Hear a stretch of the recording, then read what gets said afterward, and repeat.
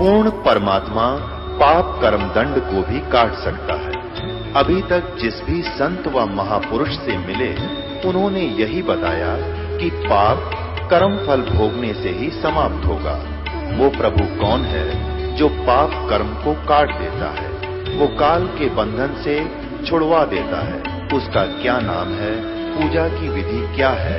कृपया अवश्य सुनिए जगत गुरु तत्वदर्शी संत रामपाल जी महाराज के अमृत वचन। कबीर साहब कहते हैं कि हम मोहम्मद जी को मिले थे, क्योंकि अच्छी आत्माओं को मिलते हैं। जैसे आदरणीय धर्मदास साहिब जी को मिले, आदरणीय मुल्कदास साहिब जी को मिले, आदरणीय दादू साहिब जी को, आदरणीय नानक साहिब जी को, आदरणीय गरीबदास साहिब जी गांव छुड़ानी जिला दद्दर वाले को, आदरणीय गीसा दास साहिब जी गांव खेखड़ा जिला मेरठ उत्तर प्रदेश वाले को, और आदरणीय हजरत मोहम्मद जी को मिले।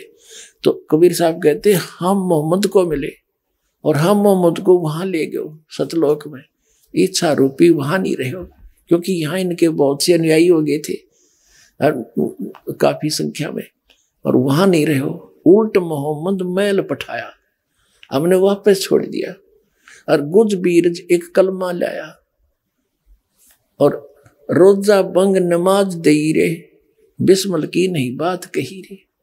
नबी मोहम्मद नमस्कार है राम रसूल कहाया, 1,80,000 को सौगंध जिन नहीं करत चलाया। अरस कुरस पर अल्लाह तकत है खालिक बिन नहीं खाली, और वो पैगंबर पाक पुरुष थे साहिब के अबदाई। कबीर साहब कहते हम इनको मिले थे जिंदा महात्मा के रूप में, और इनको हम ऊपर लेकर गए, पर इसने हमारी बात मानी नहीं। उल्ट मोहम्मद मैल पठाया, इस शरीर में छोड़ दिया। तो ये फिर कहते हैं गुज बीरज एक कलमा लाया, एक मंत्र है कलमा, जैसे गायत्री मंत्र को इस तरह का। और रोजा बंग और नमाज दई रे, हजरत मोहम्मद जी ने व्रत रखन की और आवाज लगान की बंग और नमाज करने की बात कही थी, बिस्मल की नहीं बात कही रे। उन्होंने ये बकरे मारने की बात नहीं की, क्योंकि अरस कुरस पर अल्लाह तकत है, अल्लाह का तकत है ऊपर। अरस के कुरस पर आखिरी आसमान के आखिरी सतर पर सतलोक रहता परमात्मा। अरस कुरस पर अल्लाह तकत है खालिक बिन नहीं खाली। और ये पैगंबर तो पाक पुरुष थे, ये तो पवित्र आत्मा थी साहिब की अब्दाली, यानी परमात्मा के ये कृपा पात्र थे। ये ऐसा काम करे, मांस खाते ये ज्ञान होकर के, ये तुमने अपने जाड़ के स्वाद में बात बिगाड़ रखी है। कहते हैं नबी मोहम्मद नमस्कार है, वो तो एक आदरणीय महापुरुष थे, राम रसूल कहाया, भगवान का वो पैगंबर कहलाया। और 1,80,000 को सौगंध जिन नहीं कर चलाया। हजरत मोहम्मद जी के कुल 1,80,000 अनुयायी बने थे। उन्होंने कोई मांस नहीं खाता था, यहाँ तक कि ब्याज भी नहीं लेते थे आपस में किसी से, भरी मदद किया करते थे। तो जो आदमी इतना दयालु हो कि ब्याज की पीड़ा भी नहीं देनी, क्या वो मांस खाने की सलाह देगा? तो कहते हैं नबी मोहम्मद नमस्कार है राम रसूल कहाया, 1,80,000 को सौगंध। कहते पर सौगंध है उन महापुरुषों की, उन्होंने जिन नहीं कर्ज चलाया, उन्होंने तुम्हारी तरह बकरे नहीं काटे।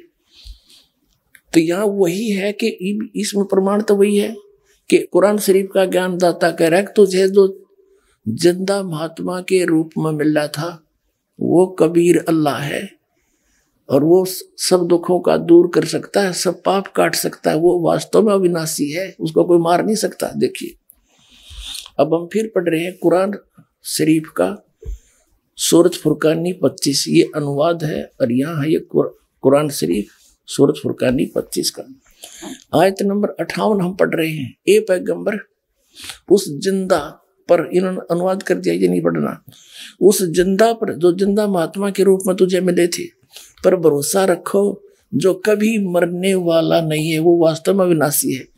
और तारीफ के साथ उसकी पाकी बयान करते रहो। यानी कुरान शरीफ के ज्ञान दाता से अन्य कोई और समर्थ शक्ति है जिसकी इस तरफ संकेत कर रहा है कुरान शरीफ का ज्ञान दाता पुण्यात्मा। ये समझ लेना, बस इसमें इतना समझना है।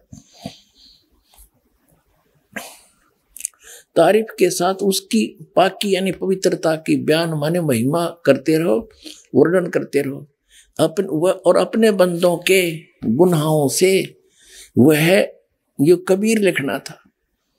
वह कबीर खबरदार है, खूब जानता है, थारे दुखों को खूब दूर कर देगा। वो बालक नहीं है, उसकी महिमा करो, उसका गुणगान करते रहो। आगे देखो 58 पढ़ दी। अब 59 में, अब 59 नंबर हम पढ़ेंगे, 58 पूरी होगी। जिसने आसमानों और जमीन और जो कुछ उनके बीच में है सबको 6 दिन में पैदा किया, जैसा पवित्र बाइबल में लिखा है। फिर तख्त पर जा विराजा, वह अल्लाह बड़ा। अब इन्होंने यहां गड़बड़ कर दी। ये देखो 59 नंबर आयत है, ये है खबीरन, बी ही खबीरन, अरमानो, अरमानो माने दयालु, और वो कबीर। इन्होंने इसका अर्थ बड़ा कर दिया, वो अल्लाह बड़ा। यह लिखना था वो अल्लाह कबीर है।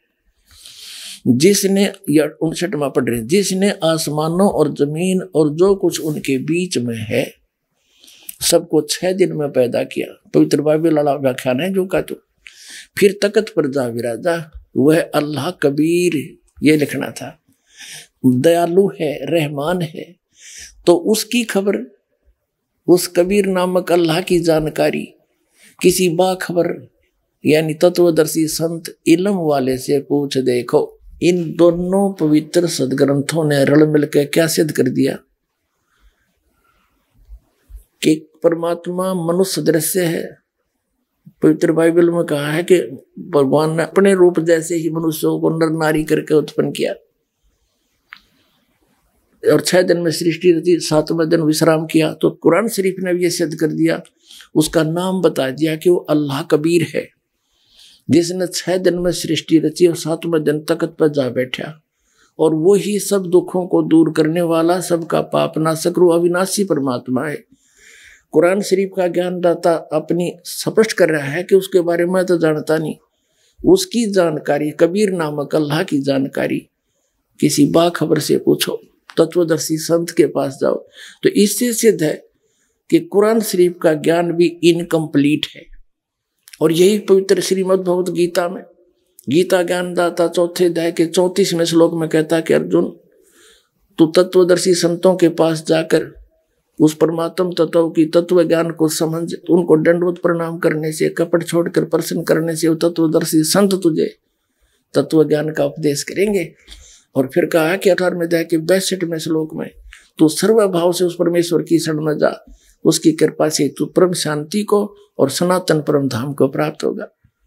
तो दोनों पवित्र सदग्रंथ, पवित्र गीता और पवित्र कुरान शरीफ, ये दोनों का ज्ञानदाता एक ही है और वो किसी अन्य परमात्मा की तरफ संकेत कर रहा है जिसके बारे में ये स्वयं भी अल्पज्ञ है, ज्ञान नहीं। तो इसी से होगा कि दोनों ग्रंथों एक ही अल्लाह के दिए हुए हैं और वो किसी अन्य भगवान की शरण में जाने के लिए कह रहे हैं। उसी से पूर्ण लाभ जीव को प्राप्त होगा, उसका ज्ञान इस दास को है। ये हो तत्वदर्शी संत। अब चाहे सारा विश्व आ जाइयो। अब पुण्यात्मा, अब यहां तक हो गया यू क्लियर कि who is God, Kabir is God. अब क्या है, जैसे पवित्र बाइबल में ये स्पष्ट हो गया कि परमात्मा ने किसी भी प्राणी को मांस खाने का आदेश नहीं दे रखा। पवित्र बाइबल में आगे कहीं मांस खाने का यदि कोई प्रावधान है तो उस अल्लाह का नहीं है, वो किसी अन्य इस काल का आदेश हो सकता है, इसके फरिश्तों का हो सकता है, लेकिन वो हमें मान्य नहीं। जैसे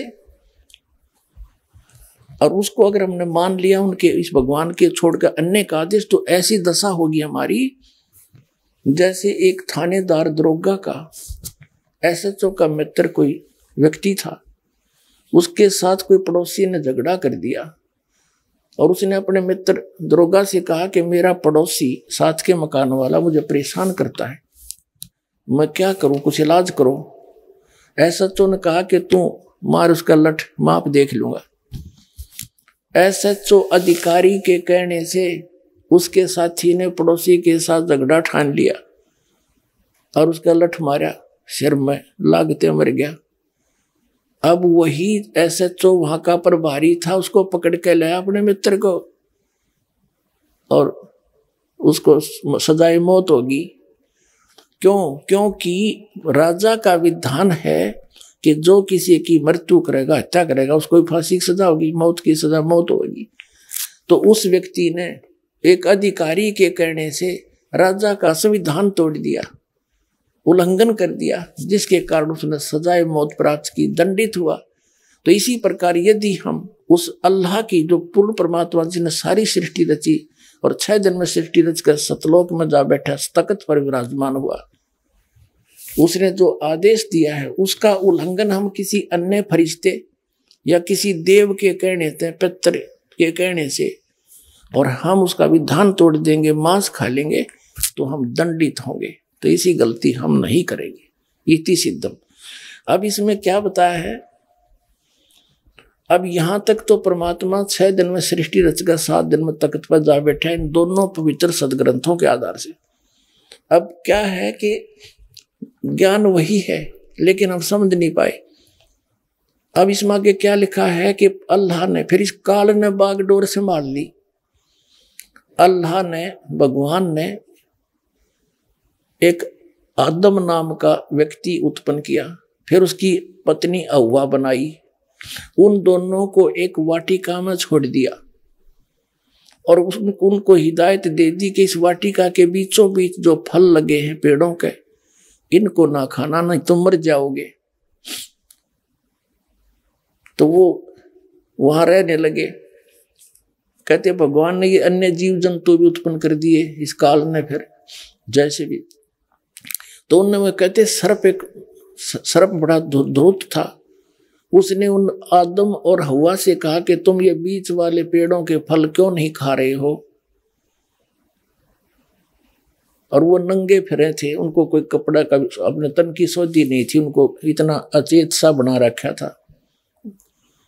तो उन्होंने सर्प से कहा कि हमारे को भगवान ने मना किया है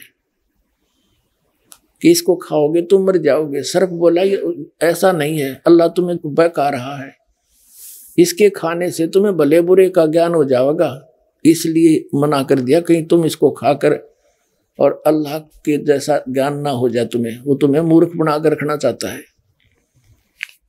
तो उस औरत ने फल तोड़ दिया, आप भी खा लिया, अपने पति से भी खवा दिया। तो उन्होंने चेतना होगी, उनका नशा सा उतर गया, उन्होंने देखा तुम नंगे हो, तो उन्होंने वह अंजीर के पत्ते चौड़े चौड़े होकर उनका एक लंगोट बना लिया, आपस में अपने गुप्तांग ढक लिए।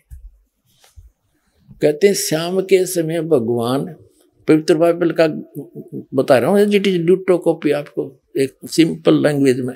शाम के समय भगवान वाटिका में टहलने के लिए आया और वो दोनों आवाज सुनकर छुप गए। भगवान ने आवाज लगाई कि आदम हवा तुम कहाँ हो। उन्होंने कहा कि हम नंगे हैं, आपको देखकर हमें शर्म आ रही है, हम छुप गए हैं। तो भगवान आया उनके पास और उनसे कहा क्या तुमने ये बीच वाले पेड़ के फल खा लिए? कहा किसने बताया? कि सर्प ने बता दिया। भगवान घना नाराज होया और फिर वो भगवान ने बोला, भगवान ने उनके कपड़े बनवाए, अंगरखे चमड़े के सारे कपड़े बनवाए और यूं सोचा मन में कि ये मनुष्य इस बीच वाले भले बुरे का ज्ञान कराने वाले फल को खाकर हम में से एक के बराबर हो गया। इससे सिद्ध हो गया कि ये जिनको ये क्या नाम है, पवित्र ईसाई धर्म के व्यक्ति भगवान मानते हैं, वो एक से अधिक हैं। वो ये तीनों देवता है, ब्रह्मा विष्णु महेश। ये समझ नहीं पा रहे, ये दिखाता हूं आपको, प्रमाणित करता हूं। ये देखिएगा, ये काल के पुत्र हैं। ये पवित्र बाइबल हम आपको पढ़ा रहे हैं। कुरान शरीफ हमने रख दी, अब हम ये पढ़ रहे हैं पवित्र बाइबल। ये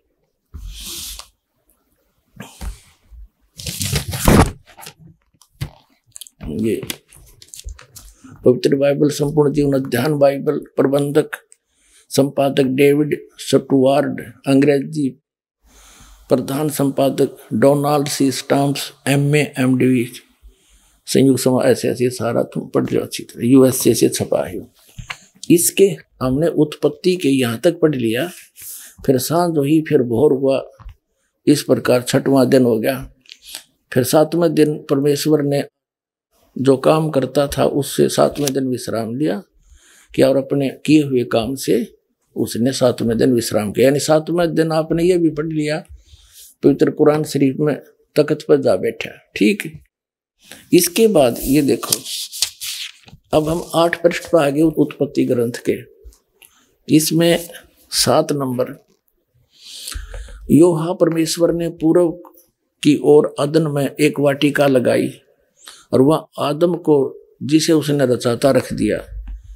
और योहा परमेश्वर ने भूमि के सब भांति के वृक्ष जो देखने में मनोहर और उनके फल खाने में अच्छे हैं उगाए, और वाटिका के बीच में जीवन के वृक्ष को और भले बुरे के ज्ञान के वृक्ष को लगाया। ठीक। तब योहा परमेश्वर ने आदम को लेकर अदन की वाटिका में रखा और वह उसमें काम करे और उसकी रक्षा करे। ठीक है। योहा परमेश्वर ने आदम को आज्ञा दी कि तू वाटिका के सब वृक्षों का फल बिना खटके खा सकता है, भले बुरे के ज्ञान का जो वृक्ष है इसका फल तू कभी नहीं खाना, क्योंकि जिस दिन तू ये फल खाएगा उसी दिन अवश्य मर जाएगा। अब ये 8 पृष्ठ पढ़ रहे हैं हम, 18 नंबर। फिर योहा परमेश्वर ने आदम का अकेला रहना अच्छा नहीं है, मैं इसलिए इसका एक सहायक बनाऊंगा और उससे मेल खाए। तब योहा परमेश्वर ने आदम को भरी नींद में डाल दिया, अचेत कर दिया। उसकी हड्डी निकाल कर फिर उसकी हड्डियों को में से वो अगवा बना दी। योहा परमेश्वर ने पसली में से जो उसने आदम में से निकाली थी स्त्री बना दिया और उसी को आदम के पास ले गया। आदम ने कहा, ये मेरी हड्डियों में की हड्डी है और मेरे मांस का मांस है, इसलिए इसका नाम नारी होगा, क्योंकि यह नर में से निकल गई है। आदम और उसकी पत्नी दोनों नंगे थे पर लजाते नहीं थे, क्योंकि उनमें ज्ञान नहीं था। अब 9 पृष्ठ पर देखो, अब हम यहाँ आगे मनुष्य का पतन। योहा परमेश्वर ने जितने बनैले पशु बनाए थे उनमें से सर्प धुरत था। उसने स्त्री से कहा, हव्वा से कहा, क्या सच है कि परमेश्वर ने कहा है तुम इस वाटिका के किसी वृक्ष का फल ना खाना? स्त्री ने सर्प से कहा कि इस वाटिका के वृक्ष के फल हम खा सकते हैं, पर जो वृक्ष वाटिका के बीच में है इसके फल के विषय में परमेश्वर ने कहा है न तो तुम इसको खाना और न इसको छूना, नहीं तो मर जाओगे। सर्प ने स्त्री से कहा, तुम निश्चय नहीं मरोगे, तुम खाओ इसको। वरन परमेश्वर आप जानता है कि जिस दिन तुम उसका फल खाओगे उसी दिन तुम्हारी आंखें खुल जाएंगी और तुम भले बुरे का ज्ञान पाकर परमेश्वर के तुल्य हो जाओगे। अतः जब स्त्री ने देखा कि उस वृक्ष का फल खाने के लिए अच्छा है, देखने में मन भावु है, बुद्धि देने के लिए चाहने योग्य भी है, तब उसने उसे तोड़कर खाया और अपने पति को भी दिया, उसने कहा। तब उन दोनों की आंखें खुल गई, उनको मालूम हुआ कि वे नंगे हैं, इसलिए उन्होंने अंजीर के पत्ते तोड़कर लंगोट बना लिए। ये योहा परमेश्वर जो दिन के ठंडे समय वाटिका में फिरता था बता, निराकार फिर फरेगा क्यों करे वाटिका में? फॉर्मलेस बतावे रत। परमात्मा कहते हैं, मोती मुक्ता दर्शत नाही, यो जग है सब अंदरे, दिखत के तो नैन चश्मे इनका फिरा मोतिया बंदरे। देखो, योहा परमेश्वर जो दिन के ठंडे समय वाटिका में फिरता था का शब्द उनको सुनाई दिया। तब आदम और उसकी पत्नी वाटिका के वृक्षों के बीच में योहा परमेश्वर से छिप गए। तब योहा परमेश्वर ने पुकार कर आदम से पूछा, तू कहाँ है? उसने कहा, मैं तेरा शब्द बारी में सुनकर डर गया, क्योंकि मैं नंगा था इसलिए छिप गया। उसने कहा, किसने तुम्हें बताया तू नंगा है? क्योंकि मैंने तो बड़ी बूझ बना के छोड़ रखा था। कति अज्ञानी, तेरे को किसी ने बता दिया तू नंगा है। देखो भगवान कह रहे हैं, जिस वृक्ष का फल खाने को मैंने तुझे मना किया था, क्या तूने उसका फल खा लिया है? आदम ने कहा, जिस स्त्री को तूने मेरे संग रहने को दिया है उसी ने उस वृक्ष का फल मुझे दिया और मैंने खाया। तब यूहा परमेश्वर ने स्त्री से कहा कि तूने ये क्या किया? स्त्री ने कहा कि सर्प ने मुझे बहका दिया, तब मैंने खाया। अब डरते कहे बेचारे। अब हम आगे 10 पृष्ठ पे 9 पढ़ लिया। अब देखिए, आदम ने अपनी पत्नी का नाम हव्वा रखा, क्योंकि जितने मनुष्य जीवित हैं उन सभी की आदि माता हुई। अब यूहा परमेश्वर ने आदम और उसकी पत्नी के लिए चमड़े के अंगरखे बनवाकर उनको पहना दिए। अब बता, वो निराकार क्यों कर गिल लांडेगा, कैसे घूमेगा? उसके कपड़े ले बनवा के और पराई उनताई। देखो, फिर यूहा परमेश्वर ने कहा, मनुष्य भले बुरे का ज्ञान पाकर, देखो कमाल की बात है, हम में से एक के समान हो गया। इसलिए अब ऐसा न हो कि यह हाथ बढ़ाकर जीवन के वर्ष का फल तोड़ के खा ले और सदा जीवित रहे। अपना आत्माओं, ये है निष्कर्ष इन सदग्रंथों का। अब जिसको ये अपना भगवान मानने हैं, कौन? ईसाई धर्म वाले। और जिसने आदम के साथ ये वार्ता करी, वो नो कह रहा है कि ये इन यो भले बुरे के ज्ञान वाला फल खा लिया, इसको खाकर ये हम में से एक के बराबर हो गया। इसका मतलब है ईसाई धर्म के भगवान भी एक से अधिक है। अंडरस्टूड? फिर देख लो, उत्पत्ति ग्रंथ है, इसके 10 नंबर पृष्ठ पर ये 3 का 22 है। फिर यूहा ने कहा, मनुष्य भले बुरे का ज्ञान पाकर हम में से एक के समान हो गया है। ठीक है, इसी से हो गया कि एक से अधिक हुए इनके भगवान, वही ब्रह्मा विष्णु महेश। वही बात दिखाता हूं। अब देखिएगा, ये उत्पत्ति ग्रंथ है, प्रश्न नंबर हम 23 पर आगे, और इसकी 17वीं आयत का ये देखिए, खतने का बचाव। अब अब्राहम 99 वर्ष का हो गया। तब यूहा ने उसको दर्शन देकर कहा, मैं सर्वशक्तिवान ईश्वर हूं, मेरी उपस्थिति में चल और सिद्ध होता जा। अब ठीक हो गया, सामने दिख है, अब सामने आ गया और दर्शन दिए, और फिर नो के गो दीज फॉर्मूला से तरह के जो आगे दिखाता हूं आपको। ये देखिएगा 24 पृष्ठ पे, 24 पृष्ठ पे यही उत्पत्ति ग्रंथ है, ये जेनेसिस बोल रहे हैं इसको। इसकी 3 अतिथि 18। अब्राहम ममरे के बांज वृक्ष के बीच कड़ी धूप के समय तंबू के द्वार पर बैठा हुआ था। तब यूहा ने उसे दर्शन दिए, भगवान ने, ये यूहा कहें परमात्मा ने। उसने आंख उठाकर दृष्टि की तो क्या देखा कि 3 पुरुष उसके सामने खड़े। ये तीनों ब्रह्मा विष्णु महेश अन्य रूप धार के वहां खड़े हो गया के। देखो, जब उसने उन्हें देखा तब उनसे भेंट करने के लिए तंबू के द्वार से दौड़ा और भूमि पर गिरकर दंडवत की और कहने लगा, हे प्रभु, यदि मुझ पर तेरी अनुग्रह की दृष्टि है तो मैं विनती करता हूं कि अपने दास के पास से चले न जाना। मैं थोड़ा सा जल लाता हूं और आप अपने हाथ पांव धोकर इस वृक्ष के नीचे विश्राम करें, और मैं एक टुकड़ा रोटी ले आऊं और उससे आप अपने अपने जीव को तृप्त करें। तब उसके पश्चात आगे बढ़ें, क्योंकि आप अपने दास के पास इसलिए पधारे।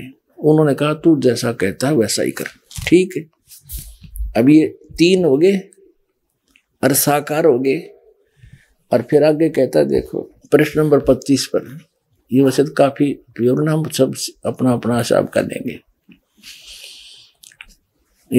सांझ को वे 2 दूत सोदाम के पास आए, उनमें से एक तो टल गया, 2 वो चले गए सोदाम के पास, और लूत सदोम के फाटक के पास बैठा था। उनको देखकर वो उनसे भेंट करने के लिए उठा और मुंह के बल झुक कर दंडवत कर रहा, हे मेरे प्रभु, अपने दास के घर में पधारिए और रात भर विश्राम कीजिए। बिना खमीर की रोटियां बनाकर उनको खिलाई। अपने आत्माओं, ये है सच्चाई। और ये तत्वदर्शी संत के बिना, कहते हैं, गुरु बिन काहू न पाया ज्ञाना, जो थोथा भूस छड़े मूड किसाना। गुरु बिन वेद पढ़े जो प्राणी, समझे न सार रहे अज्ञानी। अब आपने पवित्र कबीर सागर देख लिया, पवित्र बाइबल, पवित्र कुरान शरीफ, स्पष्ट कर रहे हैं परमात्मा शरीर है, नर आकार है और उसका नाम कबीर है। अब पवित्र वेदों में और 10 मिनट में आपको प्रमाणित करते हैं। फिर आज का सत्संग आपके लिए एक अनमोल सिद्ध होगा। इन वेदों के विद्वान माने जाने वाले जितने भी ऋषि महर्षि हुए हैं, आचार्य शंकराचार्य हुए हैं, या ये जितने कबीरपंथी नकली, ये सभी नो के परमात्मा निराकार और वेदों को सतमानीय, वेदों को आधार मान के ज्ञान देते और भगवान को निराकार बताते।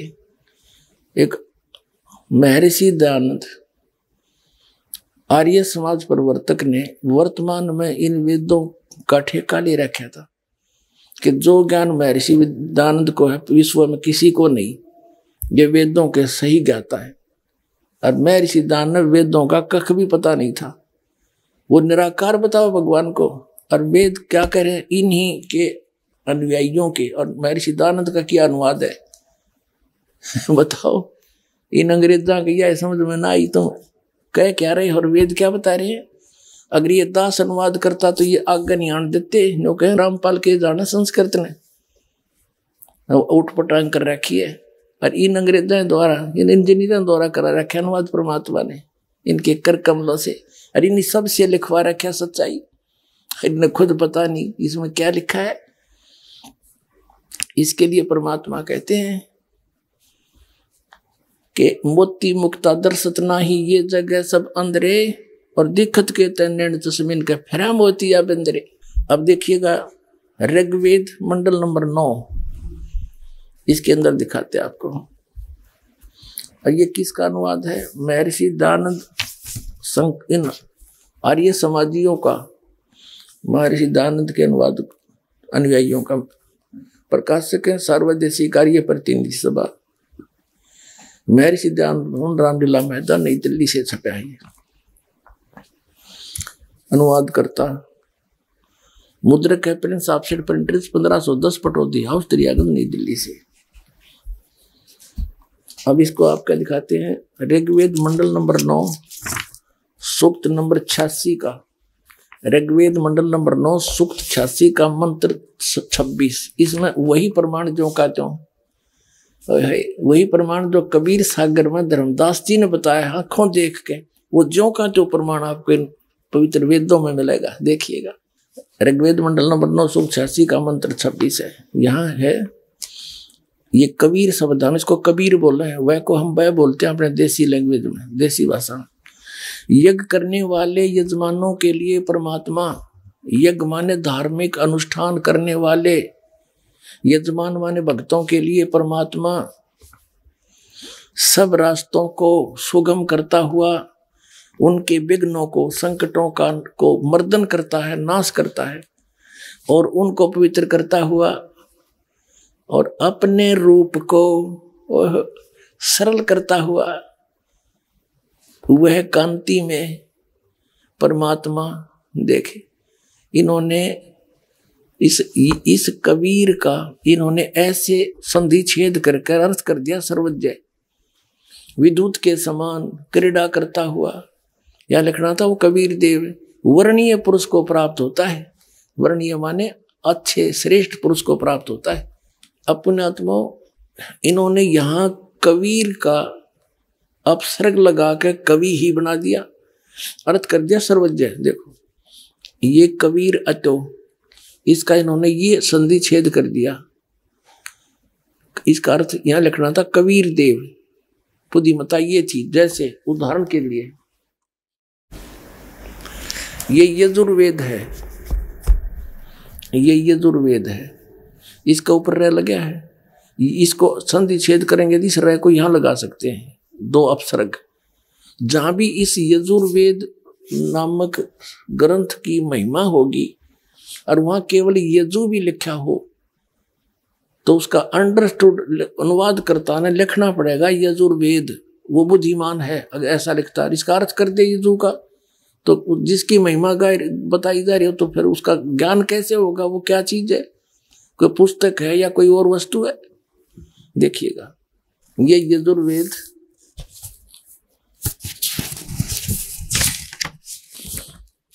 ये प्रकाशक हैं सार्वदेशिक कार्य प्रतिनिधि सभा 2/5 महर्षि दानंद भवन रामलीला मैदान नई दिल्ली से। इसके अनुवाद करता महर्षि दानंद सरस्वती आर्य समाज प्रवर्तक। मुद्रक Prince offset printers 1510 Pataudi house Daryaganj नई दिल्ली से।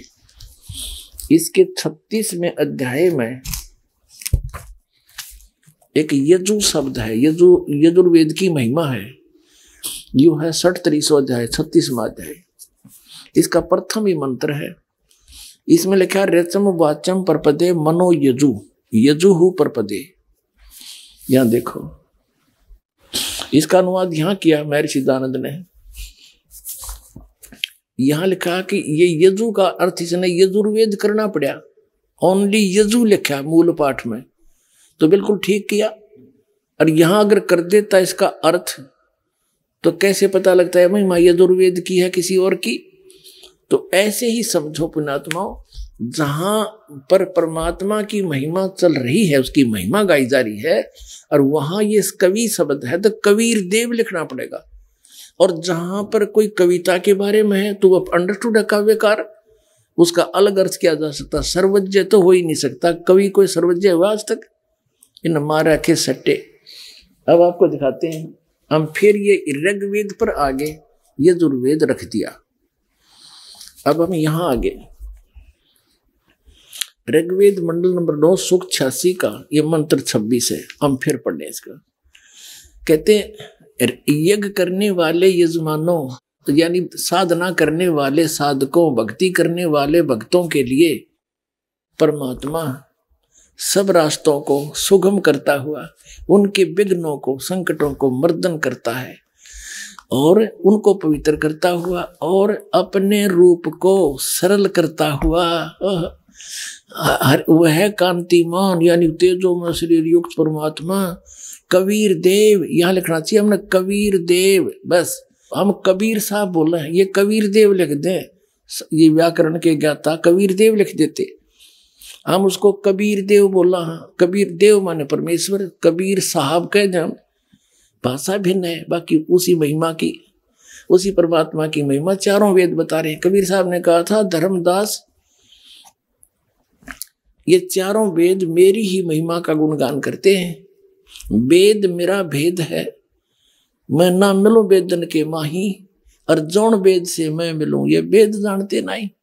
ये चारों वेद मेरी ही महिमा बता रहे हैं, लेकिन इन वेदों में वर्णित विधि से मेरी प्राप्ति नहीं, क्योंकि यजुर्वेद अध्याय नंबर 40 के मंत्र नंबर 10 से लेकर 13 तक स्पष्ट कर दिया है कि उस परमात्मा की सही जानकारी तो तत्वदर्शी संत बताओगे, उन तो पूछ ले। वेद ज्ञान दाता भी वही है जो गीता ज्ञान दाता है, और वही कुरान शरीफ ज्ञान दाता है। तो ये कहता है कि उनसे पूछो। तो यहां पर जो परमात्मा कहते हैं कि जो वेदों में ज्ञान है वो तो मेरे बारे में है, लेकिन मेरे पाने की विधि को ना, क्योंकि ये वेदों में केवल एक ओम मंत्र है।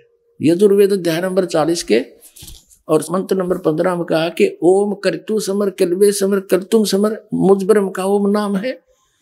40 में जाके फिर 17वें श्लोक में कहा कि वो परमात्मा तो प्रोक्ष है, गुप्त है, और मुझ ब्रह्म का ओम नाम है। तो वेदों से इन ऋषियों ने ज्ञान तो था नहीं, तत्वदर्शी संत मिला नहीं, ओम नाम को पूर्ण परमात्मा का मान कर रगड़ा लाना शुरू कर दिया। ये तो ओम का काल का जाप है, ब्रह्म का, इससे जन्म मरण छूटे नहीं। तो वो परमात्मा नहीं मिल सकता इन वेदों में वर्णित विधि से। तो कबीर साहब कहते हैं कि वेद मेरा भेद है, मैं ना मिलूं वेदन के माही, और जौन वेद से मैं मिलूं ये वेद जानते नहीं। वो कौन सा वेद है? श्रीमद् भगवत गीता अध्याय नंबर 4 के श्लोक नंबर 32 में कहा कि अर्जुन, जो सच्चिदानंद घन ब्रह्म ने यानी परम अक्षर ब्रह्म ने अपने मुख से स्वयं आकर के ज्ञान बोला है, वो तत्व ज्ञान है, और उसको मैं नहीं जानता। चौथे अध्याय के 34वें श्लोक में कहा कि उस तत्व ज्ञान को तू तत्वदर्शी संतों के पास जाकर समझ, उनको दंडोत प्रणाम करने से, कपट छोड़कर उसकी सेवा करने से तत्वदर्शी संत तुझे उस परमात्मा का उपदेश करेंगे, परम तत्व का। तो इसलिए कहा है कि तो यहां इनको वो मिला नहीं, तो इसलिए कहते हैं गुरु बिन काहुन पाया ज्ञाना, जो थो था भूसड़े मूड किसाना। गुरु बिन वेद पढ़े जो प्राणी, समझन सार रहे अज्ञानी। ये सारे अज्ञानी थे, अभी तक वेद भी पढ़े थे। अब फिर क्या बताते कबीर साहब के जौन वेद से मैं मिलूं, ओ तत्व ज्ञान, वो वेद जो भगवान ने स्वयं आकर बोला। और इस दास के सामने उसने खोला, अरे बाप के सामने दास ने ढूंढा ठा दिया, और आप भर लो इसके हैं अपने भंडार परमात्मा की तरफ से।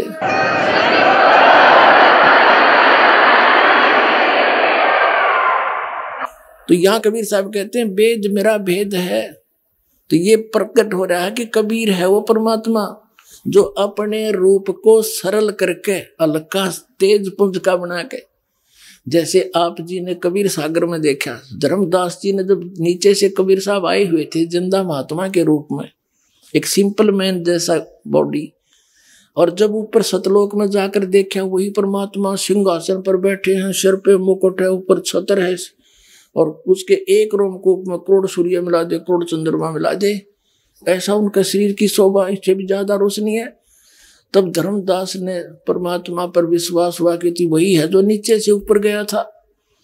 तब धर्मदास जी ने पूछा, हे परमात्मा, आपने अपना वो रूप, वो शोभा यहाँ क्यों नहीं शोभा युक्त आए? तो परमात्मा ने कहा, जब मैं एज इट इज उसी शोभा उसी तेज पुंज से यहाँ आ जाऊं तो इस निरंजन यहाँ के ब्रह्म भगवान का कलेजा हिल जा।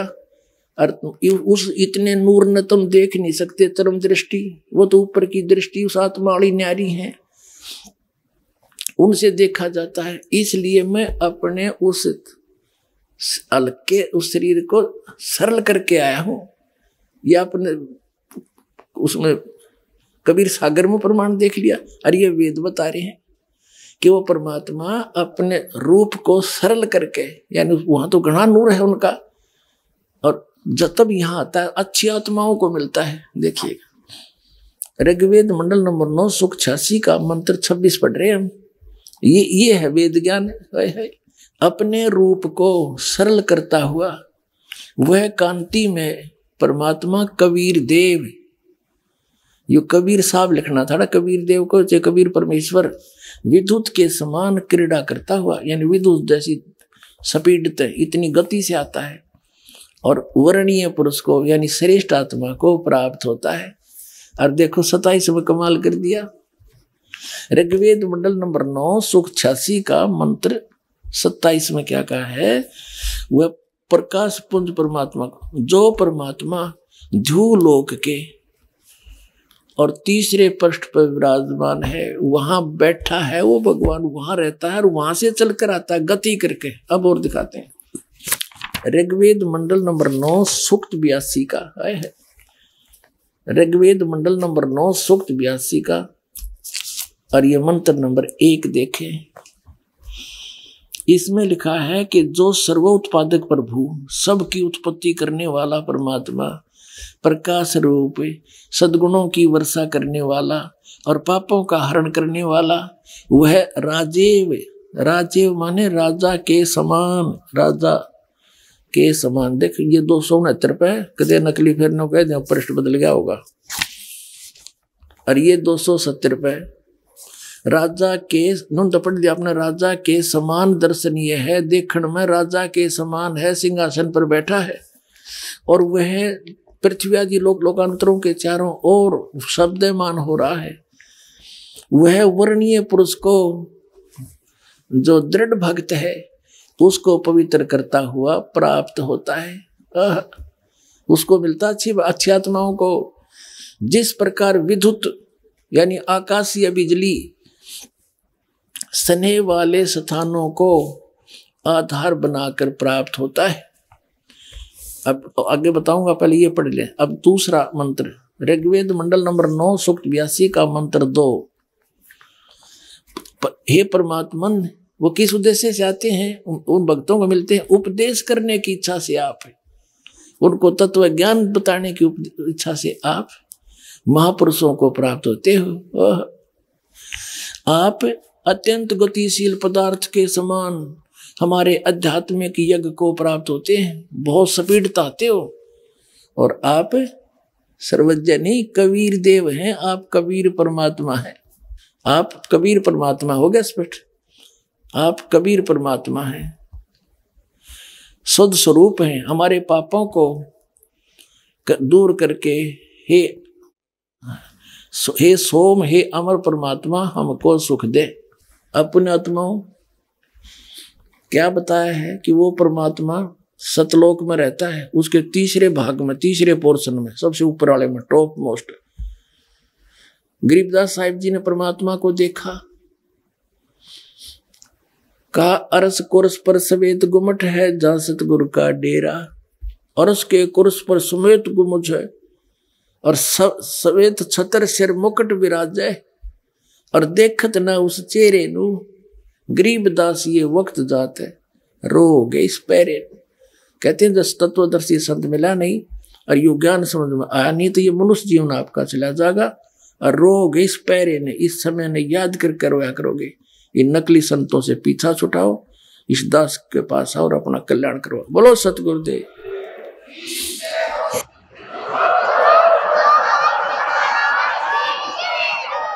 पुण्यात्माओं, इन सभी सदग्रंथों ने और आंखों देखा महापुरुषों ने रल मिलकर सिद्ध कर दिया, कबीर इज गॉड, नर आकार है, सतलोक में रहता है, वहां से चल कर आता है। तो ये लीला कबीर भगवान ने की है, वो परमात्मा है, वो हम सबका पिता है, हमारे लिए भटक रहा है, उसको पहचानो और कल्याण करवाओ। बोलो सतगुरुदेव।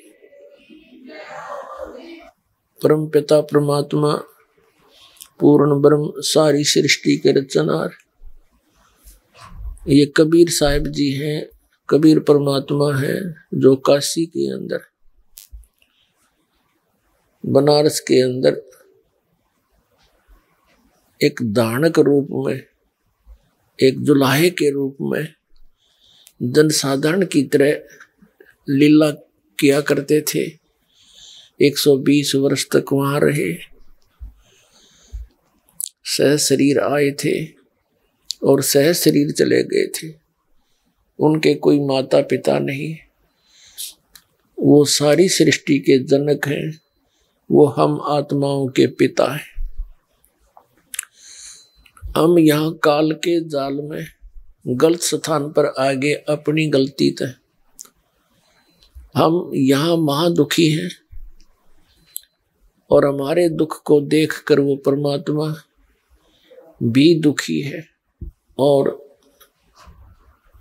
हम इस काल के जाल में फंसे हुए सभी प्राणियों को, जो उनके अपने बच्चे हैं, ये ज्ञान देने के लिए आते हैं कि तुम, ये आप जी का स्थायी स्थान नहीं है, आपका भूल लगी हुई है और आपको यहाँ महामूर्ख बनाकर और विवश करके रखा गया है। यहाँ पर प्रत्येक कार्य आपसे ऐसे करवाया जा रहा है जैसे कोई खलनायक अपनी क्रिया करता है। तो वो खलनायक यहाँ कौन है? वो काल है, ब्रह्म है, उसका नाम, उसको ब्रह्म भी कहते हैं, उसको ज्योत स्वरूपी निरंजन भी कहते हैं। और उसने आपको यहाँ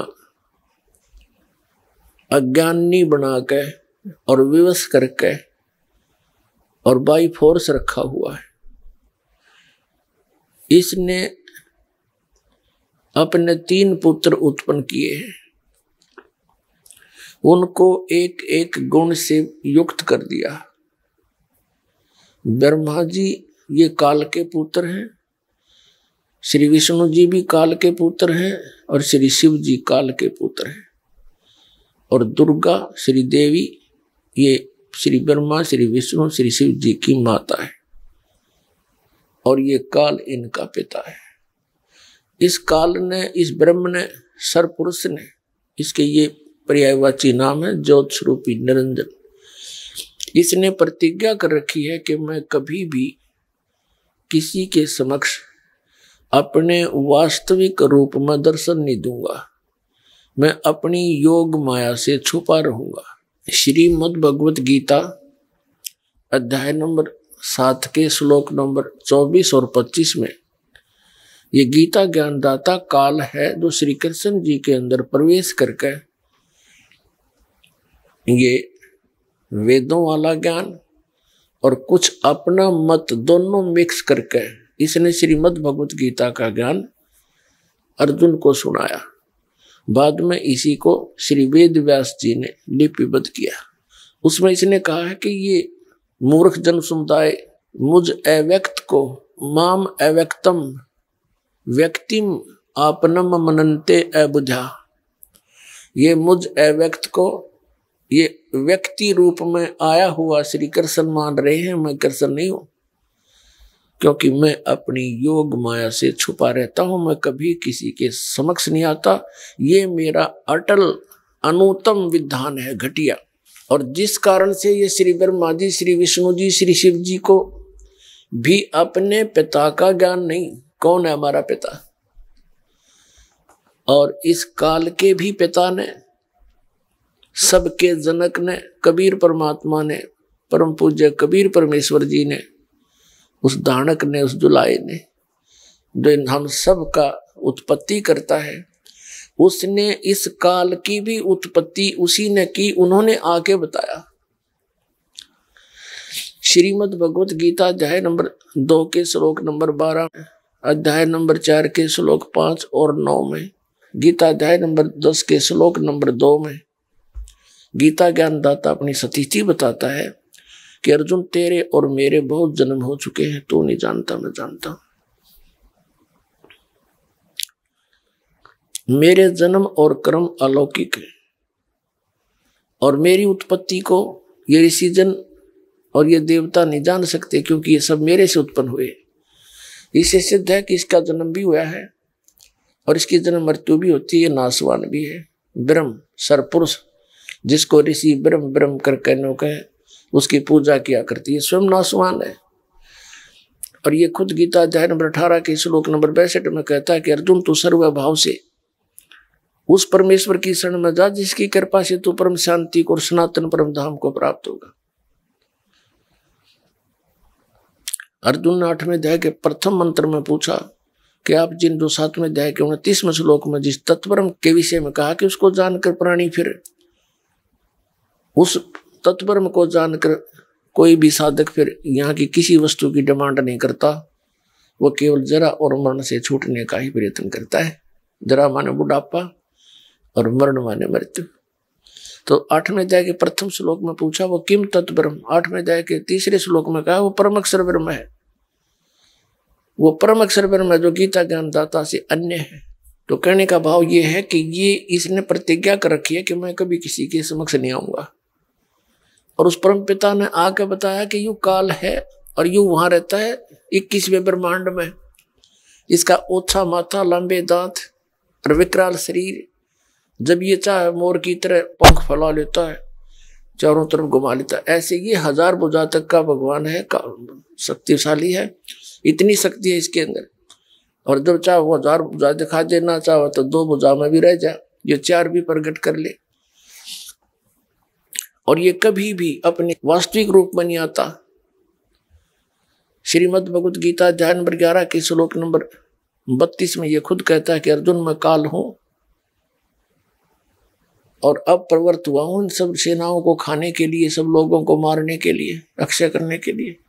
अर्जुन का साला था श्री कृष्ण और अर्जुन पूछ रहा है उसको कि हे महानुभाव आप कौन है, मैं आपसे अनभिज्ञ हूं, मैं आपको नहीं जानता।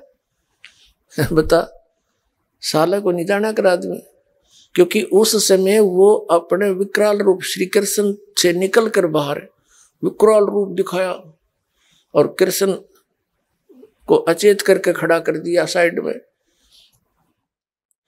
तो तब उसके प्रकाश में अर्जुन ने कृष्ण नहीं दिखा, वो दिखा विकराल रूप और कांपा खड़ा खड़ा।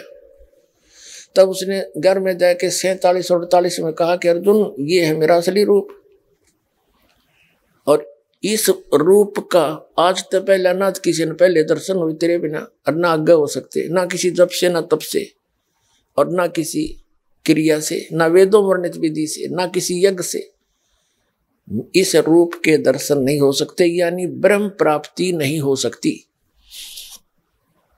वेदों में वर्णित विधि से भी नहीं हो सकती। वेदों में क्या विधि है? ओम नाम का जाप और ये 5 यज्ञ बस इतना सा है। तो यही ऋषियों ने किया, यही इन ब्रह्मा विष्णु महेश जी ने किया, इनको भगवान तो मिला नहीं। और ये हठ योग करने लग गए। हठ योग क्यों करने लगे कि जब ब्रह्मा जी को इस काल भगवान ने कमल के फूल पर प्रकट कर दिया, बिठा दिया और सचेत कर दिया, पहले ये कोमा में था, तब ये कहता है कि मैं ना जाने कहां से उत्पन्न हो गया, मेरा कौन जनक है मुझे मालूम नहीं। फिर आकाशवाणी हुई कि तप करो तप करो, 1000 वर्ष तक तप किया। ये श्री देवी भागवत के 3रे स्कंद में प्रमाण है जो दास आपको सुना रहा है। जब 1000 वर्ष तक ब्रह्मा जी ने तप कर लिया, फिर कहा सृष्टि करो, फिर ये सृष्टि करने लग गया, क्योंकि 1000 वर्ष तप करके इसके अंदर सिद्धि आ गई, बैटरी चार्ज कर ली इसने और सिद्धि भर ली रिमोट काल के हाथ में इनके पिता के। इसी प्रकार विष्णु जी ने 12000 वर्ष तक तप किया। ऐसे शंकर जी तो आप देखो सारे दिन आसन लगाए बैठे रहते हैं हर समय, तो ये इनसे बैटरी चार्ज कराता है, इनको सिद्धियों से परिपूर्ण कर लेता है और फिर जब चाहे अपने रिमोट से वहां इनसे नाश करवा देता है और जहां चाहे वो क्रिया अपनी आप करवाता है। ये तो इसके कठपुतली है।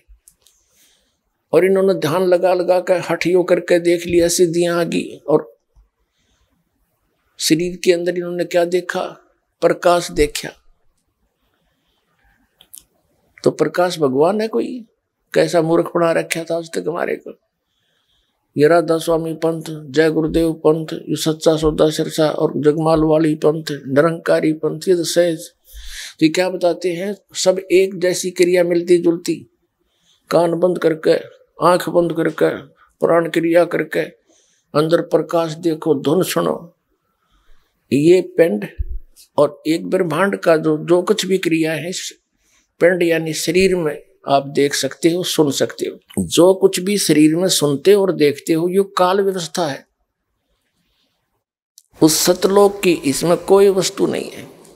हाँ, इसने काल ने नकली सतलोक, अलखलोक, अगमलोक, अनामी लोक, अकलोक, ब्रह्मलोक के अंदर नकली बनवा रखे हैं और उन पर स्पेशल उस सतलोक जैसी ही रचना करा रखी है। तो यहां मूर्ख बनाने के लिए इसने ऐसा कर रखा है। तो कहने का भाव ये है कि ये प्रकाश जो शरीर में देखते हैं ये बॉडी आत्माएं, ये क्या है? जैसे सूर्य का प्रकाश, रोशनी किसी तालाब में के जल पर गिर रही है और वहां से रिफ्लेक्ट होकर नजदीक किसी का मकान है, कमरा है, उस कमरे की झांकी में के खिड़की में के जाके और छत पर प्रतिबिंब बना हुआ है। अब कोई व्यक्ति कह रहा है कि मैंने प्रकाश देखा और फिर कहता है कि सूर्य तो निराकार है, वो दिखता ही नहीं। तो प्रकाश खाक देखा, प्रकाश किसका था? टट्टू का। जो तुमने प्रकाश देखा वो सूर्य का प्रकाश था, रिफ्लेक्ट होकर जा रहा था, उसमें उसका कोई आकार विशेष नहीं था, उस सूर्य जैसा आकार नहीं था उसका, उस खिड़की जैसा आकार हो गया। तो जैसे परमात्मा का लोक सतलोक भी सौ प्रकाशित है, वह पृथ्वी है एक। जैसे यहां पत्थर के पहाड़ हैं, वहां हीरों के पहाड़ हैं, ऐसी पृथ्वी जैसी ये है वो चमकीली मिट्टी है और इससे अधिक उपजाऊ है, बहुत सुंदर है, डस्ट रहित है। तो वहां सतलोक भी सौ प्रकाशित और कबीर परमात्मा सतपुरुष, उसका एक रोमकूप में इतना प्रकाश है, करोड़ सूर्य करोड़ चंद्रमा मिला दे वो भी फीकी पड़े। तो वो प्रकाश उस, और वहां से ये जो हम रहते हैं ये लोक काल के 21 ब्रह्मांड 16 शंख कोश की दूरी पर है। 16 शंख कोश, एक कोश लगभग 3 किलोमीटर का होता है, यानी 48 शंख किलोमीटर, समझ लो किलोमीटर। शंख, नील, पद्म, शंख। और वहां से ये परमात्मा का प्रकाश इन ब्रह्मांडों में गिरता है, वहां से रिफ्लेक्ट होकर प्रत्येक अलग अलग ब्रह्मांडों में जाता है और वही प्रकाश फिर बॉडी में दिखाई देता है। जैसे कमरे के अंदर सूर्य का प्रकाश जल से रिफ्लेक्ट होकर दिखता है, ये नयू प्रकाश भगवान मान लिया परमात्मा तो अन्य है जिसका वो प्रकाश है। तो ऐसे ये तत्व ज्ञानहीन प्राणियों ने अपना नाश किया। आप गए काल के जाल में, भूत बन गए शिवदयाल जी, अपनी शिष्या बुक्की में बोला भूत बन के, और फिर आकर हुक्का पियो उसमें और शंका समाधान करे उसके अंदर बैठ के। ये मोक्ष प्राप्त प्राणी के लक्षण है। और ये ऐसे बुद्धिमान व्यक्ति भी गुग्गू बड़े बैठे उड़े, गुरु जी मान कर, परम धनी मान कर उनको। तो जब तक ना पता था, कोई बताने वाला नहीं था, तब तक तो चलो भाई 100 गलती बड़े इंसान पे। अरदास ने 15 साल हो गए रुके मारते ने, आवाज लगाते ने, भाई तुम्हारा जीवन नाश हो रहा है, वहां भक्ति नहीं है। यदि उनके पास सत साधना होती तो दास ने ये अलग से सांग जोड़ने की क्या जरूरत थी।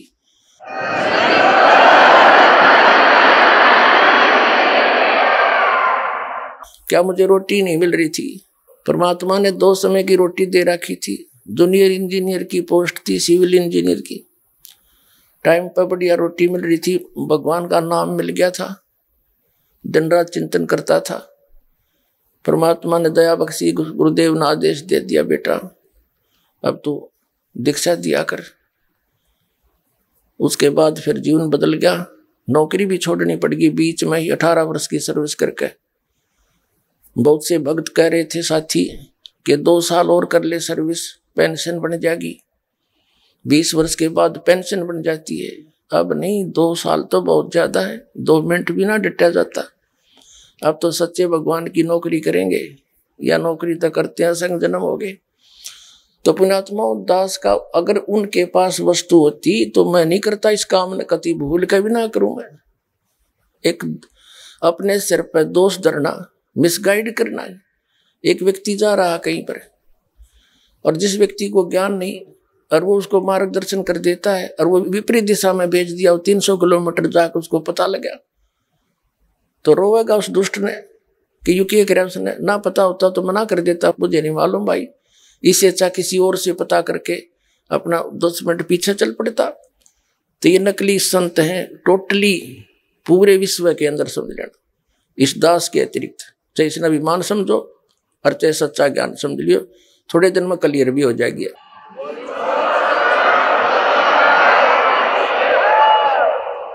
तो पुण्यात्माओं, सतलोक के अंदर परमात्मा सह शरीर है, उसका नाम कबीर है। कल रात्रि के सत्संग में आप जी को सर्व सदग्रंथों से रूबरू कराया, और कितना निर्णायक ज्ञान प्रत्येक सदग्रंथ में है। लेकिन संत ही, यानी अपने सिलेबस की किताबों को, बुक्स को टीचर ही जाना करता है, फिर विद्यार्थियों को पढ़ाता है। जब टीचर ही नहीं समझ पाए हमारे सदग्रंथों को, तो उन्हें गलत पढ़ा दिया, ज्ञान गलत दे दिया। तो श्रद्धालु तो एक विद्यार्थी होते हैं, और टीचर की प्रत्येक बात पर वो विश्वास किया करते हैं। तो कबीर साहब कहते हैं, गुरुआ गांव बिगाड़े संतो, गुरुआ गांव बिगाड़े, ऐसे कर्म जीव कला दिए, ईब जड़े ना जाड़े। तो नकली संतों ने बैठा दिया, अपना भी जीवन नाश कर दिया। और दास बार बार कहता है, इनके बारे में सरेआम कह दिया, सीडी बना कर भेज दी, पुस्तक छाप दी, और ये टेलीविजन के माध्यम से इंटरनेशनल स्तर के टीवी इन पर चलन लग रहा है। 5 साल 4 साल थे। मैं इनसे कह रहा हूं, अगर मैं गलत कह रहा हूं, एक तो शब्द बता दो तुम कि तनिया गलत बोल दी, और थारी सारी गलती बताऊं मैं। फिर बिना शर्माती इन लोगों ने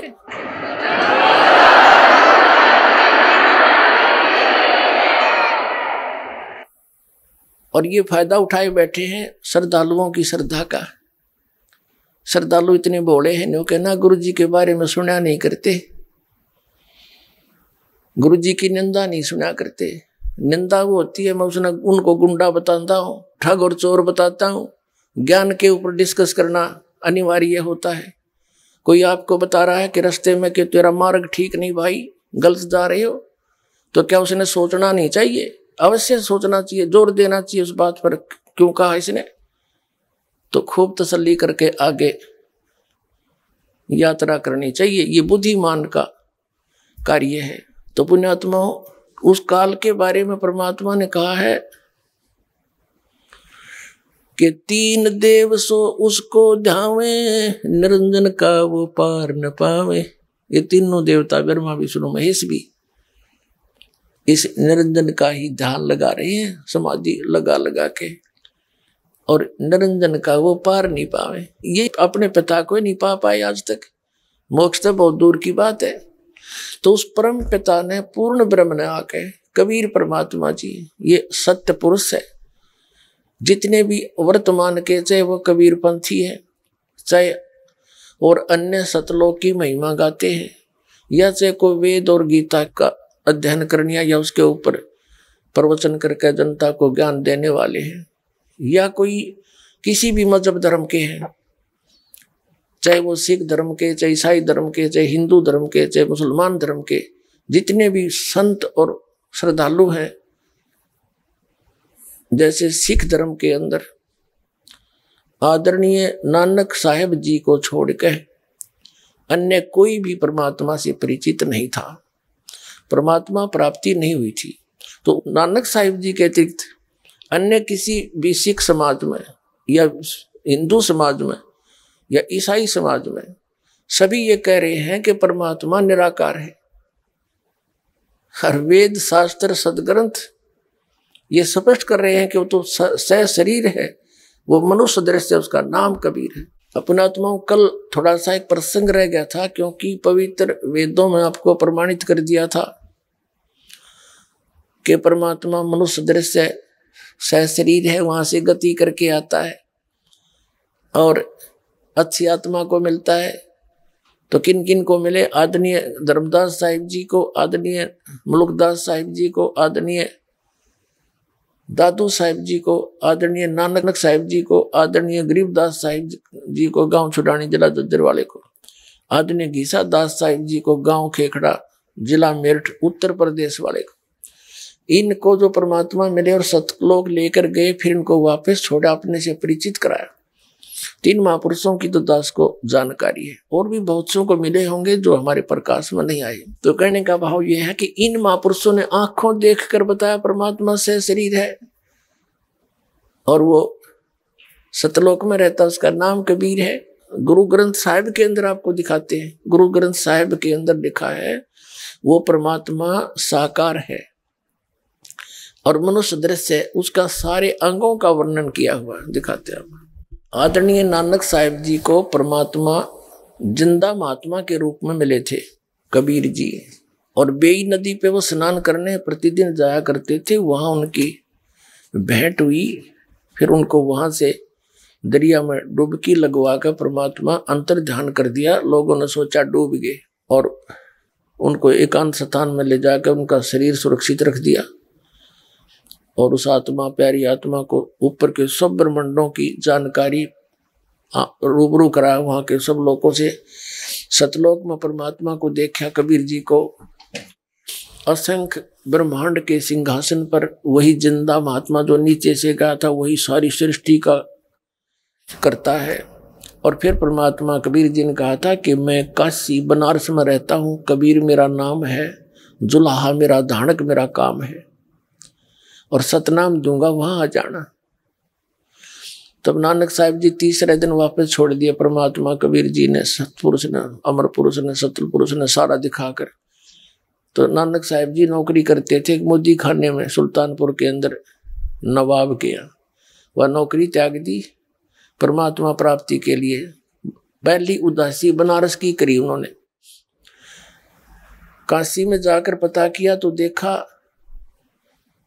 कभी परमात्मा एक जुलाहे का कार्य कर रहे, बैठे बैठे खड्डी में अपने झोपड़ी में। नानक साहिब जी ने देखा कि तो वो ही है परमात्मा जो सतलोक में देखा था मैंने, जैसे धर्मदास ने देखा। तो क्या कहते हैं, आंखों में पानी भर के पुणात्मा आज तो हम मजहबी बन गए, अपने अपने धर्म ने बस फाइनल मान रहे, चाहे वो हमारे समझ में आया ना आया। जिन्होंने भगवान की इच्छा थी उन्होंने धर्म नहीं बनाए, उन्होंने धार्मिकता बढ़ाई थी। आज किसी धर्म में देख ले, धार्मिकता का नाम नहीं, और धर्म में दृढ़। हिंदू मांस खावे और शराब पीवे, ओका पाड़े, अधिकतर बहुत ज्यादा मुसलमान मांस खावे, और जो है ना और को किसी चीज की टाल नहीं है, सभी के। और सिख धर्म में मांस खावे और शराब पीवे, क्या उन महापुरुषों ने यही शिक्षा दे रखी है गुरु ग्रंथ साहिब में? है कहीं ऐसा प्रमाण? तो ये कहां से बिजली गिरी? तो हमने उस महापुरुषों के दिए गाइडलाइन को समझना चाहिए। हम एक पिता की संतान है, जीव हमारी जाति है, मानो धर्म हमारा, हिंदू मुस्लिम सिख ईसाई को धर्म नहीं है न्यारा। तो इस प्रकार हमने पुनः सोचना पड़ेगा। तो नानक साहिब जी ने देखा वहां जिनको भगवान की तरफ थी, आंखों में आंसू भर के कहते फाई सूरत मुल्क की देश, ए ठगवाड़ा ठगी तेज, खरा सियाणा बहुता भारी, ये दानक रूप रहा करता है।